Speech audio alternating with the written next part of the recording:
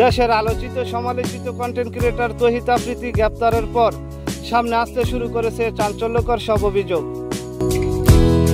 নানানভাবে আফ্রিদির হাতে নির্যাতনের শিকার হওয়া ভুক্তভোগীরা কর্মকাণ্ড প্রকাশ্যে আনছেন। রাখতাম তখন তুমি আমার বিরুদ্ধে মামলা দিতে পারতা। তবে আলোচনার জন্ম দিয়েছে আফ্রিদির সবচেয়ে ঘনিষ্ঠ তানভীর রাহি। বিজনেসটা দাঁড় করাইতেছি বা চাই করছি লাইফে সব আফ্রিদি ভাই, যার উত্থান হয়েছিল আফ্রিদির হাত ধরে।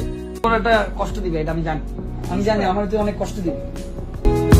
এমনকি তার পরিবারের সাথে গড়ে উঠেছিল রাফির পারিবারিক সম্পর্ক, কিন্তু হঠাৎ তার এমন ছন্দপতনে রাহিকে বিশ্বাসঘাতক আখ্যা দিয়েছে নেটিজেনরা।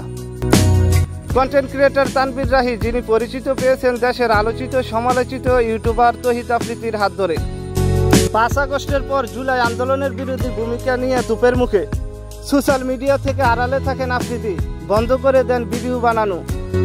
তখন কোনো এক সাক্ষাৎকারে রাহি বলেছিলেন, তৌহিদ আফ্রিদি যখন ব্যাক করবে ইউটিউবে তখন আগুন জ্বলবে।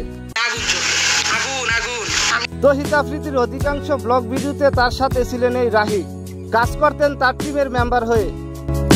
এমনকি আফ্রিদি পরিবারের সাথে রাহির গড়ে উঠেছিল গভীর সক্ষমতা। তৌহিদ আফ্রিদির মাকে আম্মা বলে ডাকতেন এই রাহি। আওয়ামী লীগ সরকারের বিভিন্ন এমপি মন্ত্রী প্রশাসনের উচ্চ পর্যায়ে ভালো সক্ষমতা গড়ে তুলেছিলেন এই তৌহিদ আফ্রিদি। আর সেই সব সক্ষমতাকে কাজে লাগিয়ে দেশের ইউটিউব কমিটিতে আধিপত্য গড়ে তুলেছিলেন এই ইউটিউবার। আফ্রিদির প্রভাবকে কাজে লাগাতো কন্টেন্ট ক্রিয়েটর তানভীর রাহি। তবে সেই রাফির যেন হঠাৎ ছন্দপতন। আমার বন্ধু এখন শত্রু হয়েছে। তৌহিদ আফ্রিদি জোরপূর্ব তাকে দিয়ে সব করাতেন, এমনকি তাকে মারধরও করতেন আফ্রিদি। তার বেল্টের বাড়ি আমার তো বেশি কেউ খায়নি।